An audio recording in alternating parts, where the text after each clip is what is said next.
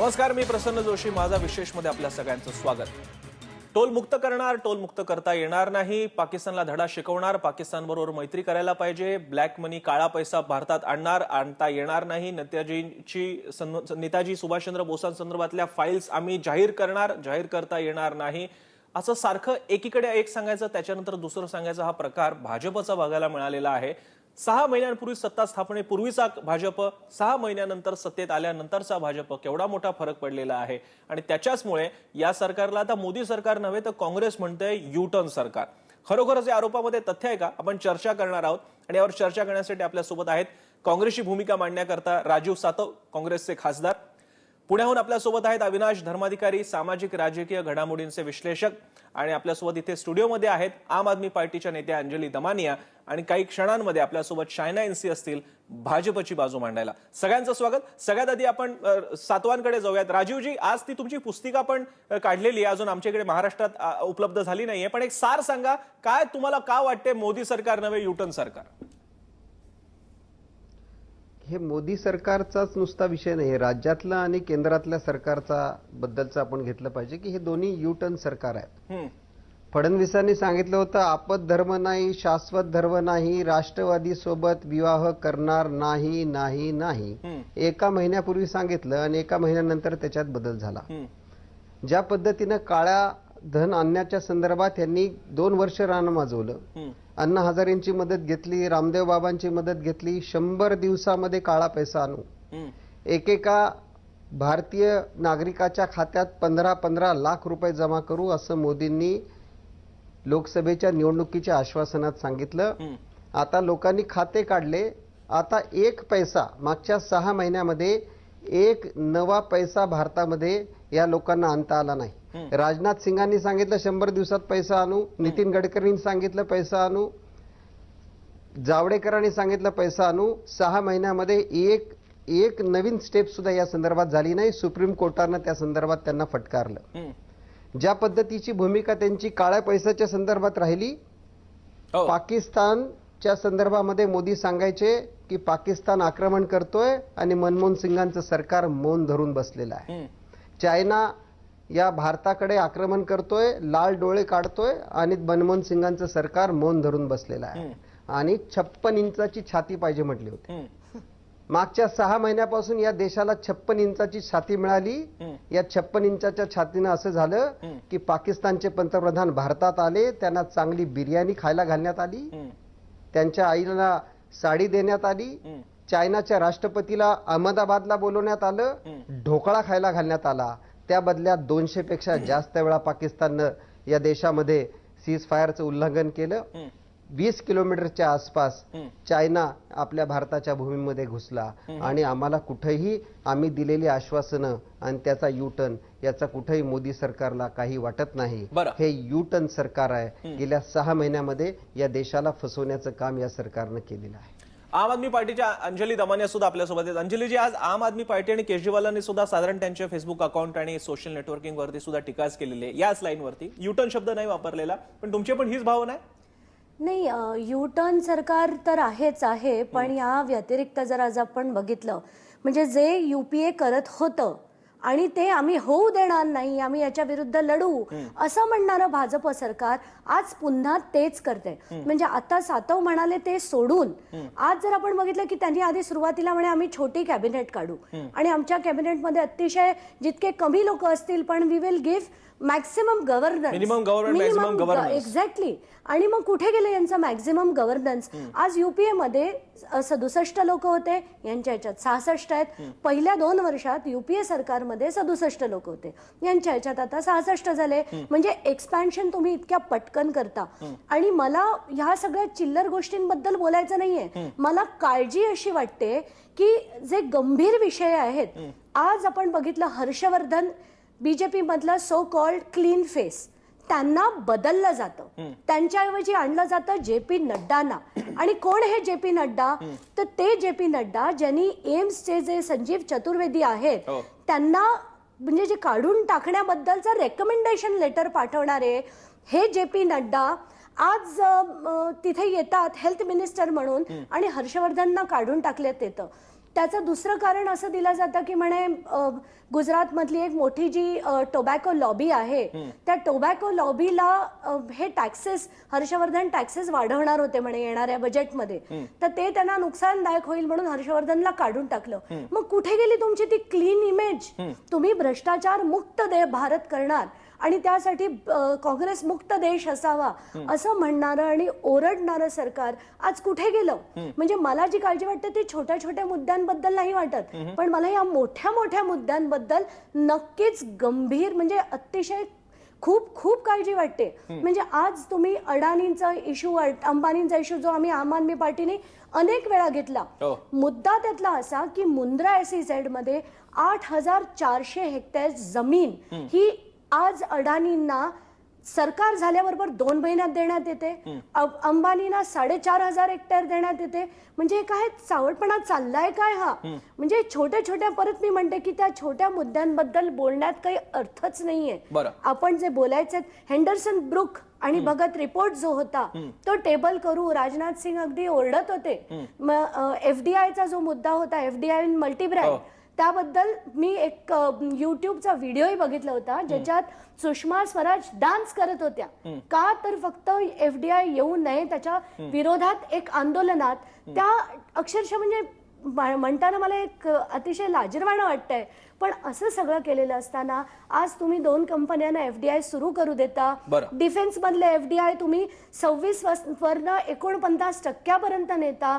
Insurance मध्ये आज LIC सारख्या मोठ्या इन्शुरन्स कंपनीमध्ये पण जी सिक्युरिटी होती की एक अंडरलाईंग सिक्युरिटी असते गव्हर्नमेंटची, ती सुद्धा आता काढून घेण्याचे विचार होत आहेत. रेल्वेज मध्ये 100% FDI आणू, म्हणजे this is simply shocking if you ask me.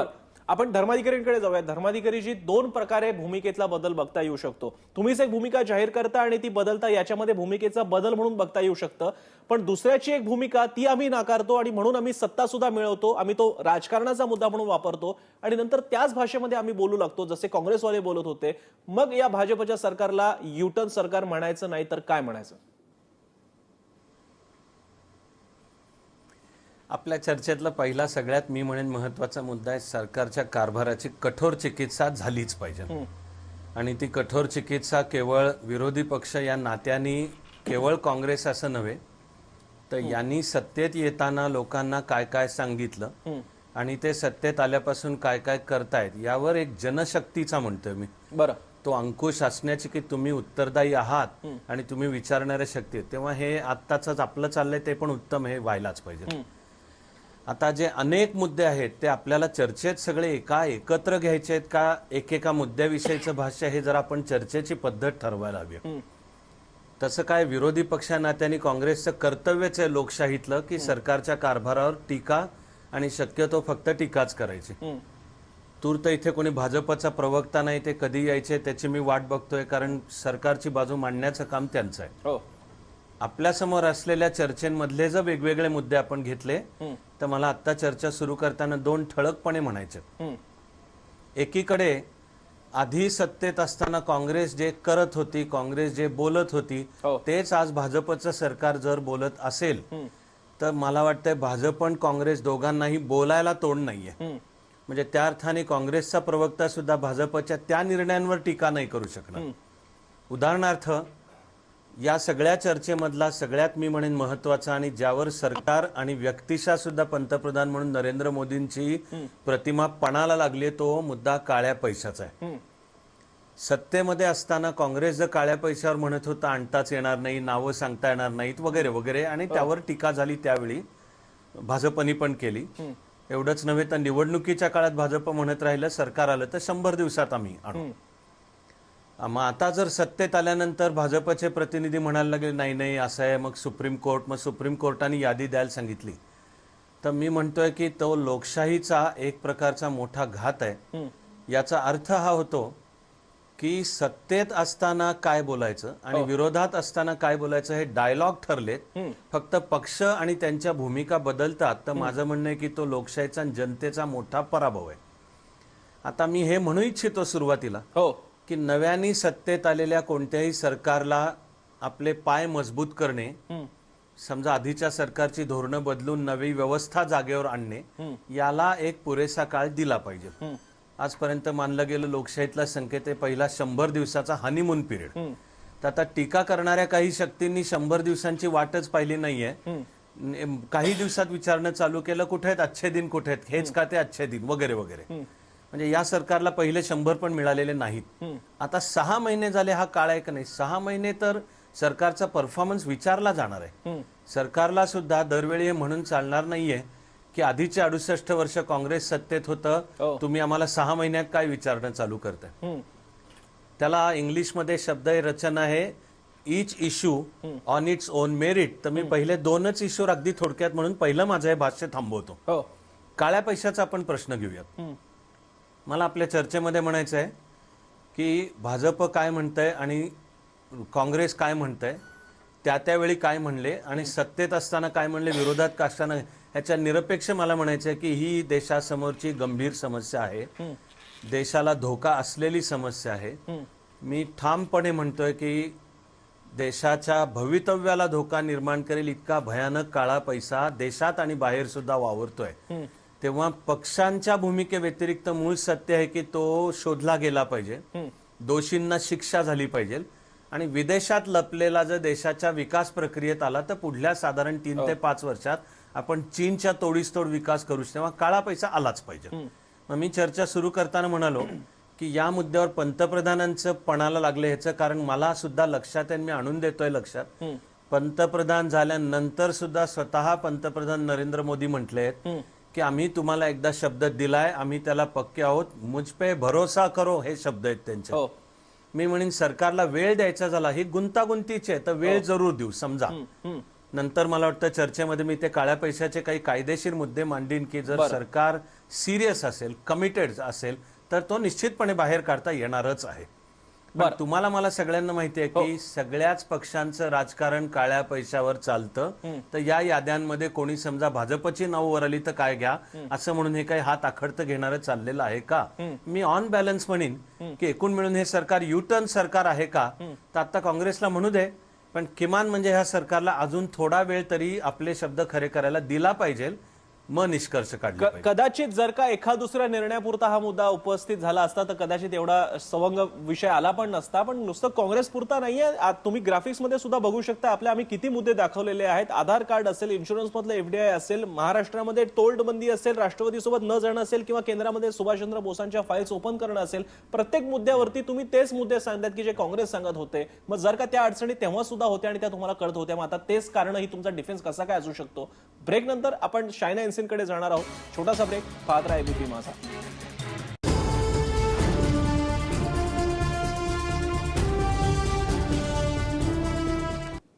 Break नंतर आपल्या सगळ्यांचं पुन्हा एकदा स्वागत. मोदी सरकार की युटर्न सरकार, काँग्रेसचा आरोप खरा आहे का, यावर आपली चर्चा सुरू आहे. राजीव सातव आपल्या सोबत आहेत, काँग्रेसचे खासदार.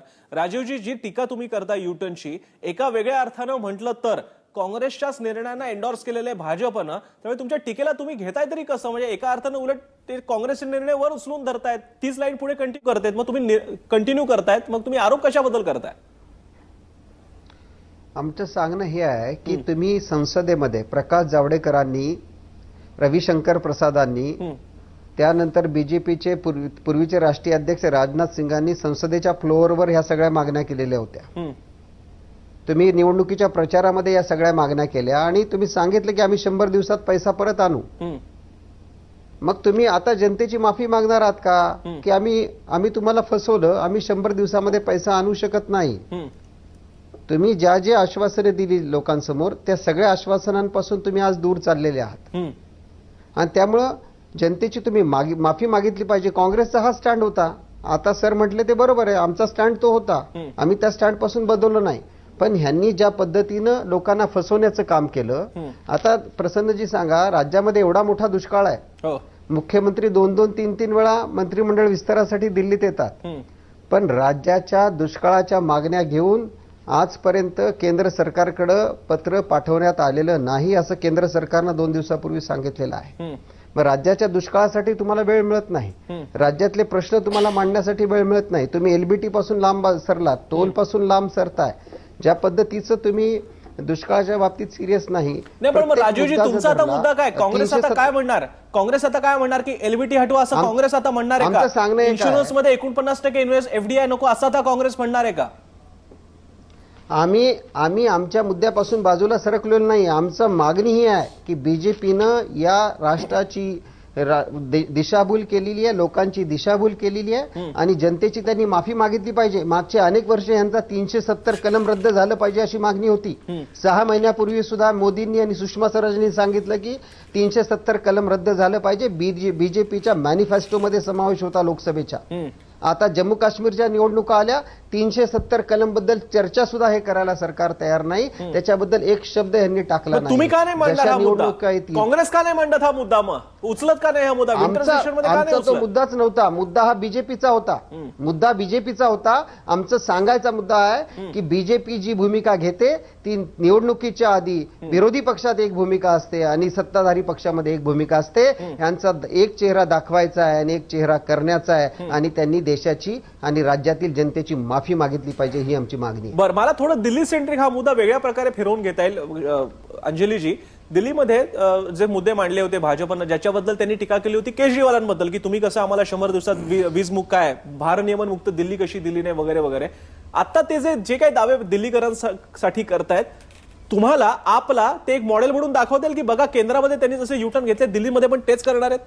नाही, या आधी सुद्धा त्यांनी दिल्लीमधला जो मेन यू टर्न होता त्यांनी सांगितलं होतं की आम आदमी पार्टी म्हणाली होती की आम्ही 50% भाव कमी करू, विजेचे दर कमी करू. आणि भाजपने तेव्हा सांगितलं होतं की आम्ही 30% विजेचे दर कमी करू. पण आता काय झालंय आपण सगळ्यांनी बघितलं, 15% दर वाढवले गेले आणि ते वाढवल्यानंतर अचानक ते म्हणतात की आम्ही रोलबॅक करतो. तर मग तुम्ही वाढवलेतच कसे? तुम्ही रोलबॅक करताय म्हणजे तुम्ही एक्झॅक्टली, म्हणून हे जे आज आपण जी चर्चा करतोय यू टर्न सरकार, ते त्याच्याबद्दल आहे. आता महत्वाचे काही आणि मुद्दे मगाशी मांडायचे जे राहिले होते ते निहाल चंद जे केमिकल अँड फर्टिलायझर मिनिस्टर आहेत, त्यांच्यावरचे सिरियस रेप चार्ज असताना, त्यांना कोर्टाने बोलवलेलं असताना, सगळ्या विमेन्स कमिशन्स त्यांच्यावर ओरडून ओरडून जर मोदींकडनं त्यांच्या बरखास्तीची मागणी करत असताना त्यांना तुम्ही कॅबिनेट याचे युनियन मिनिस्टर म्हणून घेता, म्हणजे हे किती लज्जास्पद आहे. कारण मग तुम्ही विमेन सेफ्टीच्या इश्यूवर तुम्ही सिरियस नाहीत, करप्शनच्या इश्यूवर तुम्ही सिरियस नाहीत, ब्लॅक मनी ज्याच्यासाठी तुम्ही एवढा अखंड तांडव केलं होतं आणि लोकांना खरोखर ते एक खोटं आश्वासन देऊन तुम्ही जे सरकार बनवलं त्याची जी आज आपण म्हणतो ना पूर्ण पायाच त्याचा खोट्यावरच आहे, तर ते कुठेतरी चुकतंय. मला असं वाटतं या सरकारला अजिबात तुमच्यासाठी म्हणजे दिल्लीमध्ये तुम्हाला स्लोगनच मिळालंय छान, भाजपची काय आपकी बारी युटर्न की सरकार की बारी, तुम्ही आता दिल्लीमध्ये वापरू शकताय काँग्रेसला कॉपीराईट देऊन. नाही नाही, नक्कीच. म्हणजे अबकी बार खरंच ते युटर्न सरकार आहे. कारण जेवढे मुद्दे आज आपण बोललो त्या प्रत्येक मुद्द्यात आपण हेच बघितलंय की प्रॉमिस एक केलं गेलं होतं आणि जे आता धर्माधिकारी मगाशी म्हणाले की त्यांना थोडा अजून वेळ दिला पाहिजे, नुसतीच टीका करायची म्हणून आपण करणार नाही, पण ज्या मुद्द्यांवर तुम्ही ठामपणे आंदोलनं केली होती, मग तो एलबीटी असो किंवा एफडीआय असो, अशा मुद्द्यांवर तुम्ही कम्प्लीट यू टर्न घेताय, तर हा कुठेतरी मला म्हणजे आपण हे सगळे प्रश्न घेऊन आपल्यासोबत आता शायना एनसी आहेत, भाजपच्या नेत्या आहेत. शायनाजी, 10 मुद्दे आम्ही आता इकडे दाखवतोय, आणखी खूप दाखवता येतील की ज्याच्यावरती भाजपनं युटर्न घेतलेला आहे. मिसाल के तौर पर महाराष्ट्रामध्ये तुम्ही म्हटलं होतं राष्ट्रवादी सोबत जाणार नाही, एलबीटी रद्द करू, ते दोन्ही निर्णय तुम्ही घेतले. केंद्रामध्ये तुम्ही एफडीआय इन्शुरन्समध्ये 49%ला 49%ला विरोध केला होता, तो तुम्ही निर्णय घेण्याच्या मार्गावरती आहात. आधार कार्डला तुम्ही विरोध केला होता, डायरेक्ट सबसिडी इश्यूला विरोध केला होता, ती तुम्ही आणण्याचा आता प्रयत्न करताय. तुम्ही सगळे युटर्न सरकार झालेले असं काँग्रेस म्हणताय. बिल्कुल गलत. पहले तो मैं अंजलि जी को जवाब देना चाहती हूँ. हर डिबेट में आप पार्टी निहाल चंद को लेके बहुत बड़ा मुद्दा बनाते हैं. पहले उनको जानकारी हो या नहीं मुझे पता नहीं, लेकिन पहले एफआईआर में उनका नाम नहीं था, दूसरे एफआईआर में नाम नहीं था, तीसरे एफआईआर में एक पॉलिटिकल वेंडेटा में एक महिला जो अपने पति के साथ उनका बहस था, वहां निहाल चंद जी का नाम आता है और ये कहते हैं कि आरोप के साथ साबित भी किया कि वो गुनहगार हैं. मैं पूछना चाहती हूं कि जब ये अन्य दल स्वाभाविक रूप से हमारे गवर्नमेंट को सरकार के तरफ या फिर हमारे जो मनोबल हैं उनके प्रति प्रश्न चिन्ह करते हैं, तो उनको फैक्ट्स तो पता होना चाहिए, क्योंकि हर आरोप के ऊपर एक प्रत्यारोप होता है। लेकिन ठीक है, इंडिविजुअल एलिगेशन छोड़ दीजिए, पूरे सरकार के बारे में बात कीजिए। देखिए अच्छा, अभी मैंने क्यों ये कहा, क्योंकि लगातार डिबेट पे लोगों को गुमराह, ठीक है, वो बात छोड़ देंगे, बाजू में आप पूरे सरकार के बारे में बताइए। यूटर्न सरकार, हमारे शासनकाल में मैं यूटर्न का सवाल ही नहीं उठता है।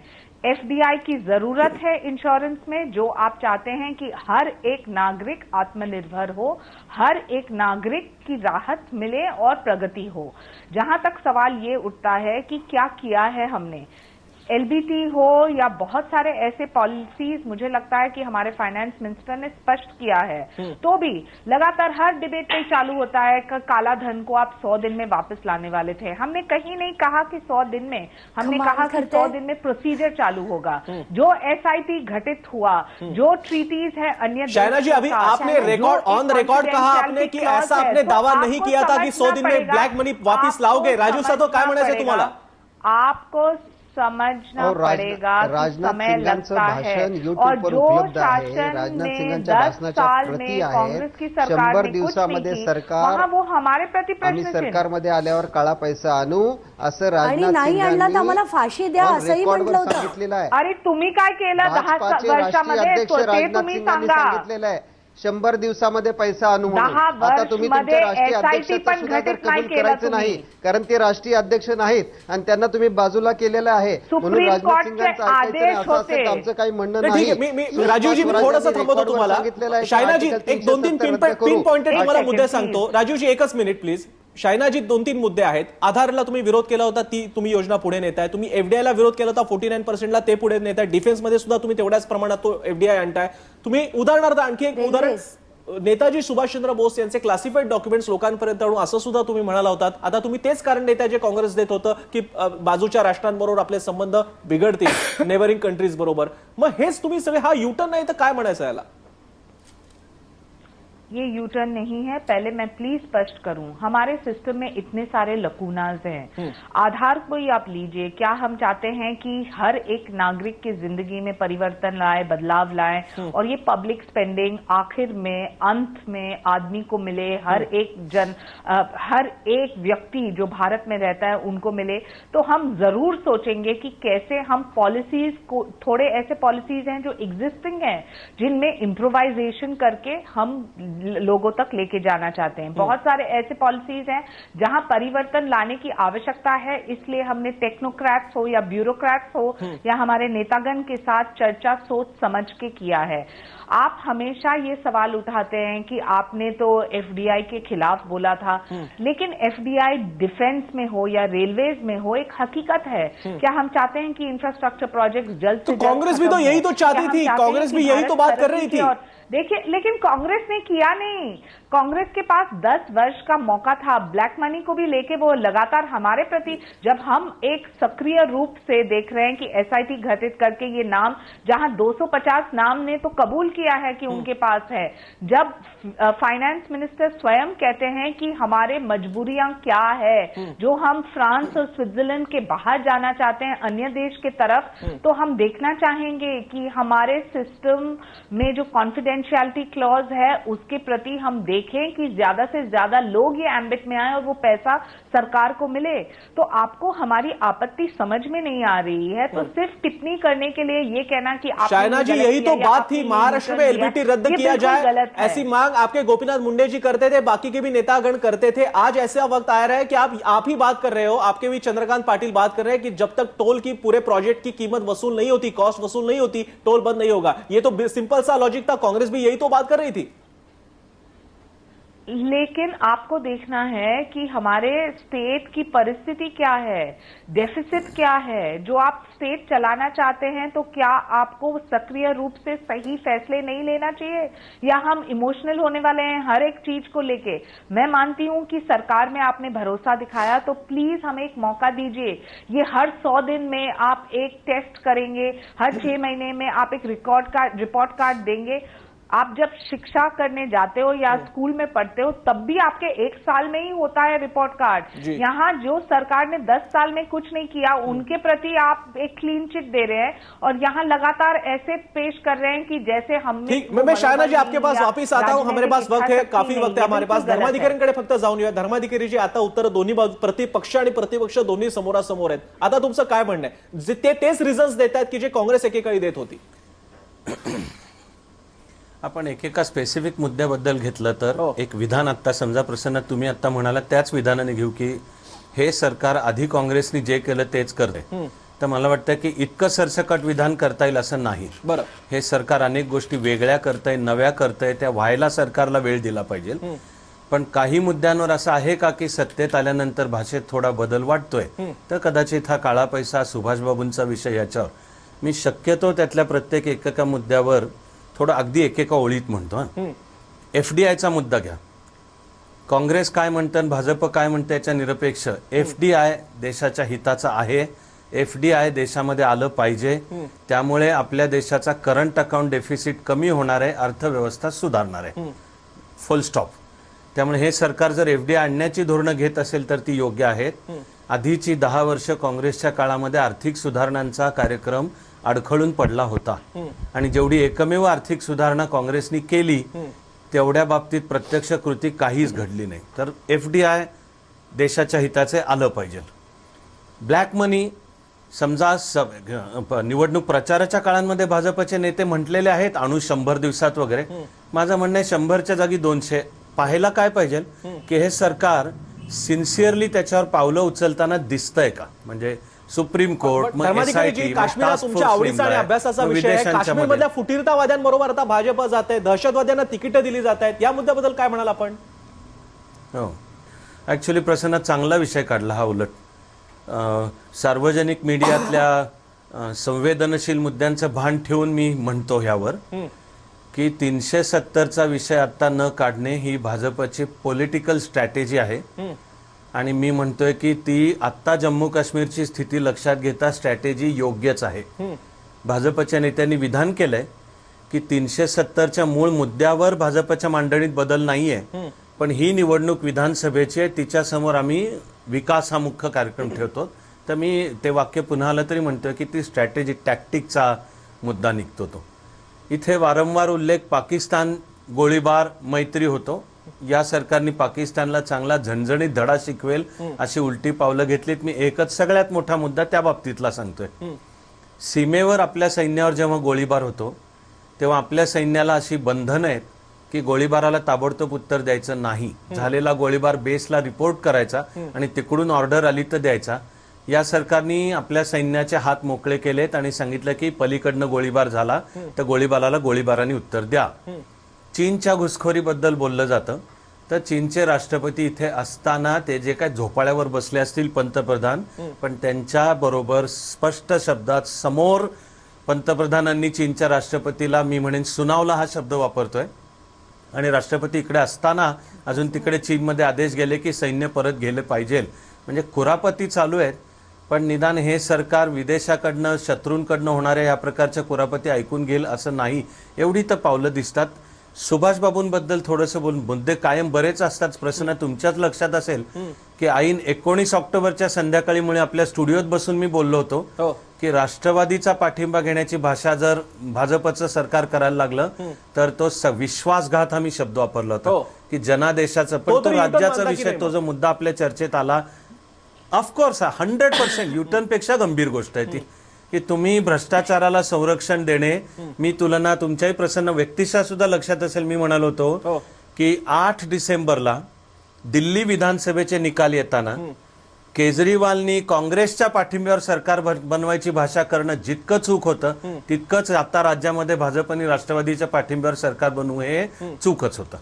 अगदी थोडक्यात म्हणते तूर्त शेवटचा मुद्दा सुभाषबाबूंच्या बाबतीतचा, हे जे विधान आहे ना की फायली दिल्यामुळे काही देशांशी संबंधांवर परिणाम होतील वगैरे, खरं म्हणजे त्या वाक्याचाच अर्थ आहे की 18 ऑगस्ट 1945ला सुभाषबाबू गेले नाहीत, अपघातामध्ये गेले नाही। खूप गुंत्याचा हा एकटा विषय किमान एक चर्चा तासाभराची झाली पाहिजे अशावरचा आहे। दुसऱ्या महायुद्धानंतर न्यूरेनबर्गचा खटला झाला, त्यामध्ये ॲक्सिस फोर्सेसच्या बाजूनी होते त्या सगळ्यांना युद्ध गुन्हेगार म्हणण्यात आलं. अभ्यासामध्ये माझं काय म्हणणं होतं की खरं म्हणजे भारत सरकारने त्याच वेळी पाऊल उचलायला हवं होतं की सुभाष बाबू युद्ध गुन्हेगार नाहीत, ते आमचे राष्ट्रीय हिरो आहेत, तर त्या न्यूरेनबर्ग मधनं त्यांचं नाव काढून टाका. पण ते पंडित जवाहरलाल नेहरूंनी त्यावेळी केलं नाही. उलट नेहरू तलवार घेऊन सुभाष बाबूंशी सीमेवर लढायला निघाले. नाही, तुम्ही धर्माधिकारी म्हणताय तो हा मुद्दा पूर्ण 1 तासाचा, याची मला पूर्ण कल्पना आहे. पण मुद्दा एवढाच होता की एक्सक्युजेस तेच दिले जात आहेत की जे काँग्रेस देत होती. राजीव सातवांकडे येण्यापूर्वी तुमचा मुद्दा, अंजलीजी. 2 प्रश्न आहेत शाहिनांना. शाहिना, अतिशय विनम्रपणे मी तुम्हाला 2 प्रश्न विचारणार आहेत. तुम्ही आता मला निहाल चंद बद्दल जे एक्सप्लेनेशन दिलं, आपण प्लीज निहाल चंद हा विषय व्यक्तिगत केस जर का झाली तर मला आपल्याला बीजेपी वरती बोलता येणार नाही. तुम्ही त्याच्याबद्दल बोला. मी म्हणूनच म्हणते तो विषय सोडा. मला फक्त एक सांगा की करप्शन फ्री सरकार देणार तर तुम्ही हर्षवर्धनना का बदललं? आणि राजनाथ सिंग जेव्हा पुन्हा पुन्हा म्हणत होते की 100% मी तुम्हाला खात्रीने सांगतो की मी रेल्वेजमध्ये प्रायव्हेटायझेशन होऊ देणार नाही, हे निवडणुकीच्या 1 महिना आधी ओरडणारे राजनाथ सिंग अचानक बदलून आता 100% FDI बद्दल बोलतायत. आणि तिसरी सगळ्यात महत्वाची गोष्ट म्हणजे काळा पैसा जो आपण आणण्यासाठी हा जो PN नोट्सचा जो मार्ग आहे, ज्याच्यामुळे स्टॉक मार्केटमध्ये पुन्हा पुन्हा काळा पैसा आणला जातो, याच्यावर कुठल्याही प्रकारचं कर्व नाही. एवढंच नाही तर आता किसान विकास पत्र जे सगळ्यात घाण मार्ग आहे काळा पैसा पुन्हा देशात आणण्याचा, तो पुन्हा सुरू करण्यात का आला? या 3 प्रश्नांची मला उत्तर. शायनाजी. देखिए, जब हमारे फाइनेंस मिनिस्टर ने स्पष्ट किया कि ये काला धन जो विदेश में है सिर्फ स्विट्जरलैंड और फ्रांस तक सीमित नहीं है और अन्य देशों के साथ भी हम चाहते हैं कि सिमिलर ट्रीटीज, ताकि हम ये पैसा वापस लाएं. उसके बाद उन्होंने कहा, और मैं हाईलाइट करना चाहती हूँ, अंजलि जी ने शायद देखा नहीं, पार्लियामेंट में उन्होंने हाउस में कहा कि ये एक समस्या का हल है, जहां हमने एक वादा किया कि विदेश में जो भारत का पैसा है वो वापस आएगा. लेकिन दूसरा मुद्दा ये है कि भारत के अंदर बहुत सारे ऐसे ट्रेड्स, जैसे कि उन्होंने कहा कि स्टॉक मार्केट्स में हो, डायमंड इंडस्ट्री में हो, रियल एस्टेट में हो, वहां भी काला धन को किस ढंग हम सिस्टम में वापस लाएं, ताकि हम देखें कि चेक्स एंड बैलेंसेस और सही मायने में अकाउंटिंग जो फाइनेंस मिनिस्ट्री और उनके ऑफिशियल्स की तरफ से करना चाहते हैं. लेकिन ये भी समझना जरूरी है कि एक जादू की छड़ी नहीं है कि ओवरनाइट जितना भी काला धन है वो वापस आता है सिस्टम में. पॉलिसीज के साथ साथ ये पॉलिसीज को कैसे इम्प्लीमेंट करें, साथ साथ ये देखना कि देश में प्रगति हो और एक तरफ से ऐसे रुकावट न आए पूरे इकोनॉमी में. ये सभी चीज को सोच समझने में मैं मानती हूं कि टेक्नोक्रेट्स, ब्यूरोक्रेट्स, पॉलिटिकल क्लास सभी काम कर रहे हैं. रही बात कि क्या हम अपने वादे को खत्म करेंगे या फिर वादे को निभाएंगे, मैं मानती हूं कि आप जरूर असेसमेंट कीजिए, क्योंकि हमारे जो सरकार में एक उसूल मोदी जी ने स्पष्ट किया है कि हम करप्शन को टॉलरेट नहीं करेंगे. पिछले सरकार में जितने कांड और जितने सारे घोटाले हुए, उस वजह से जनता ने उनको एक मुंहतोड़ जवाब दिया है. भारतीय जनता पार्टी हो या NDA की सरकार हो, हम चाहते हैं कि accountability, transparency end absolute legit functioning of good governance वो सिर्फ पॉलिटिशियंस तक सीमित नहीं हो, ब्यूरोक्रेसी में भी, सिस्टम में जहां एडमिनिस्ट्रेशन है. और मैं मानती हूं कि आप पार्टी ने लगातार ये मुद्दा चलाया, लेकिन उनके घर में वो भीतर में देखें तो उनको पता चलेगा कि क्या है सिस्टमैटिक फ्लॉज. तो जब वो टिप्पणी कर रहे हैं हमारे ऊपर, पहले समझ लीजिए कि जो हमारे प्रिंसिपल्स इंटैक्ट है, आइडियोलॉजी और विचारधारा इंटैक्ट है, तो हम सही में भारत को एक करप्शन फ्री, प्रगतिशील देश. राजीव सातवांना काय म्हणायचं यावरती? जे धर्माधिकारी सरांनी सांगितलं की 100 दिवसाचा वेळ हा फार कमी आहे, काही हरकत नाही, आपण 200 दिवसाचा वेळ देऊ. आता 20च दिवस उरलेले आहेत. मागच्या 180 दिवसामध्ये 1 रुपया यांना, 1 पैसा यांना आणता आलेला नाही. आता येत्या 20 दिवसामध्ये हे किती पैसे आणतात हे बघू, पहिली गोष्ट. दुसरा मुद्दा, महाराष्ट्रात दुष्काळाच्या छायेत आहे. दोन निर्णय सरकारनं घेतले. एक केंद्राच्या सरकारनं घेतला आणि भ्रष्टाचार बद्दल तुम्ही काय नाही सांगितलं. त्यांनी स्पष्ट सांगितलेलं आहे की बोनस दिला तर केंद्र सरकार पैसे देणार नाही. दुसरा निर्णय 17 नोव्हेंबरला राज्य वितरण कंपनीने घेतलेला आहे. 70% रक्कम भरली तरच ट्रान्सफॉर्मर देऊ असा आदेश त्यांनी काढलेला आहे. म्हणजे कर्जमाफी, वीज माफी, शेतकऱ्याला मदत हा विषय तर संपला. यांनी स्पष्ट सांगितलंय 70% रक्कम भराल तर ट्रान्सफॉर्मर देऊ, बोनस द्याल तर तुम्हाला पैसे देणार नाही असं केंद्र सरकारचं सर्क्युलर आहे. आणि त्यामुळे माझं सांगायचं या ठिकाणी विनम्रपणे सांगायचंय, अरे मदत करू नका पण कुठं नेऊन ठेवला महाराष्ट्र माझा ही तुमची जाहिरात होती. आज या देशातली जनता विचारतीये कुठं नेऊन ठेवला भारत माझा.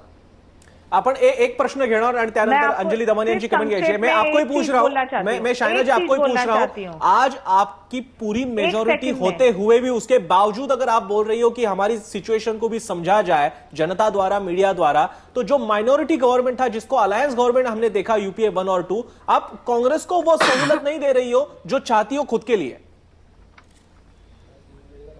मैं ये नहीं कह रही हूं, मैं कह रही हूं कि भारत में जितने सारे मुद्दे हैं, जहां हर एक क्षेत्र में मुद्दा अलग है, वो समझने की कोशिश कीजिए. हम में कोई राजनीतिक इच्छा शक्ति की कमी नहीं है. और राजीव जी को मैं सिर्फ ये एक चीज कहना चाहती हूं कि आपका हमेशा उसूल ये रहा है 60 साल में कि फ्रीबीज दीजिए, सॉप्स दीजिए, सब्सिडीज दीजिए, ये दीजिए, वो दीजिए, सब फ्री में बांटते जाइए. उसके बावजूद राजस्थान जैसे प्रदेश में आपके गहलोत सरकार ने ये किया तो भी वो हारे, क्योंकि आज देश में लोग सिर्फ फ्रीबीज, सब्सिडीज पे निर्भर नहीं है. वो चाहते हैं कि वो शिक्षित हो, वो चाहते हैं कि वो सुरक्षित हो, वो चाहते हैं कि वो आत्मनिर्भर हो. और वो होता है जब पूरे देश में प्रगति का माहौल, बेरोजगारी की समस्या, infrastructure projects at its peak, ये सभी चीज जब होलिस्टिक होते हैं तब आप देखेंगे कि ये सभी समस्या के हल होते हैं. ये एक सिलेक्टिव एक मुद्दा एक स्टेट में नहीं होता है. शाइना जी, आप जो बात कर रही है वो तो बहुत ही इंपॉर्टंट है और वो मानने में किसी को भी कोई दिक्कत होने की कोई वजह नाही आहे. लेकिन एक ह्याच्यात गोष्ट अशी होती की याच्यातले अनेक मुद्दे जर का पूर्ण मेजॉरिटी असते तर काँग्रेस करणारच होती. यातले अनेक मुद्दे तर फक्त भाजपनं कॅरी फॉरवर्ड केलेले आहेत. पण त्याच मुद्द्यांबद्दल आता मात्र आधीची भूमिका वेगळी आणि आताची भूमिका वेगळी का, याबद्दल आता भाजपचं म्हणणं आहे आम्हाला समजून घ्या, आम्ही आमचा निर्णय पुढे घेऊन जाणार आहोत. मग काँग्रेस वेगळं काय करत होती, लोकांमधला प्रश्न मात्र कायम राहणार आहे. आता त्याला स्वतःला युटर्न म्हणून घ्यायचं की नाही हा भाजपचा प्रश्न आहे. पण काँग्रेस आणि आम आदमी पार्टीला तरी वाटतंय हा एक वेगळा पुन्हा सहमतीचा भाग असू शकतो की काँग्रेस आणि आम आदमी पार्टी दोघांना वाटतंय की भाजप युटर्न सरकार आहे. त्याची वेगळी गणितं दिल्लीमध्ये आपल्याला बघायला मिळणार आहेत. पण तुर्तास आपल्याला शाइना एनसी, अंजली दमानिया, राजीव सातव आणि अविनाश धर्माधिकारी यांनी वेळ दिला. आपण त्यांचे आभार मानूयात. चर्चेमध्ये आपण इथे थांबतोय. पाहत राहा एबीपी माझा.